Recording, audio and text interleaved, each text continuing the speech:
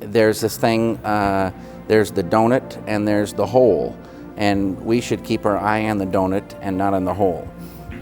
Everything that happens after a film is finished is maybe interesting, and it can be, very hurtful or exhilarating in certain ways, but it has not much to do with the work. And so I would like to go back to work as quickly as I can, or do painting or work on music, and be separate from those things which I can't control. In some interviews I've read, you've used this phrase, the eye of the duck scene. What does that mean? Well, nature can teach us a lot of things. And there's something about, in painting, you're working within a certain shape canvas. And there's many things that one does intuitively to move the eye. There's repetition of shape, repetition of color. But when you start looking at a duck, you see your eye is moving in a certain way.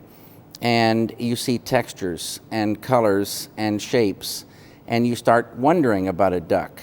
What it can teach us about, any kind of abstract, painting or proportions or even sequences, scenes. And it always is interesting that the eye is in the perfect place. If you move it to the body, it would get lost. If you move it to the leg or the beak, it's two kind of fast areas competing. Even though the eye is the fastest, it's the little jewel. Fast meaning what? Well, there's slow and fast. An empty room is a certain speed, and a person standing there is another speed. And that proportion is can be beautiful. If the room is a 2 and the person is a 7. I think a person is around a 7.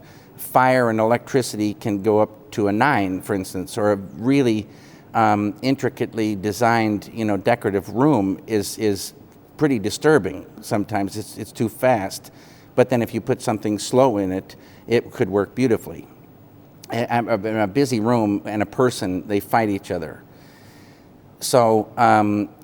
Is this to do with how fast our eye moves to scan it, to see what's happening? It's a relationship thing, I think.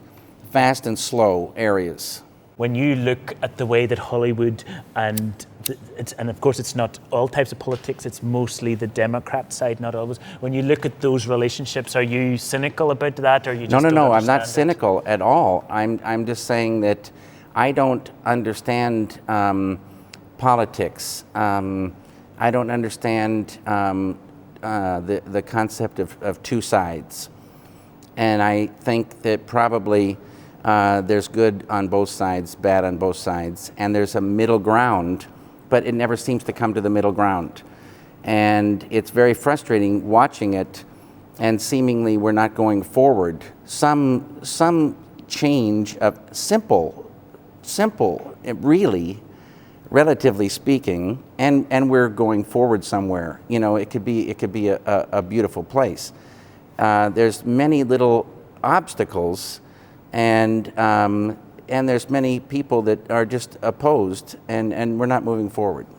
When you were talking before there about straight story and about the possibility of understanding the whole world from your own small place, it was almost the sort of thing that Ronald Reagan would say. Is that true, do you think? I have no idea what Ronald Reagan would say. Well, I know you had dinner at Reagan's White House, but what I had in mind was that provincial idea where you root your whole view of life just in the small everyday understanding you have. I think there's time to go out and gather things together. And they say when you're little, the window is open.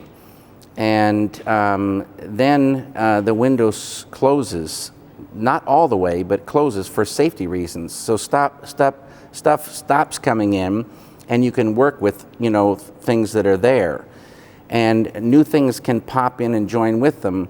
But now it's a time to start doing some things with those things you've gathered.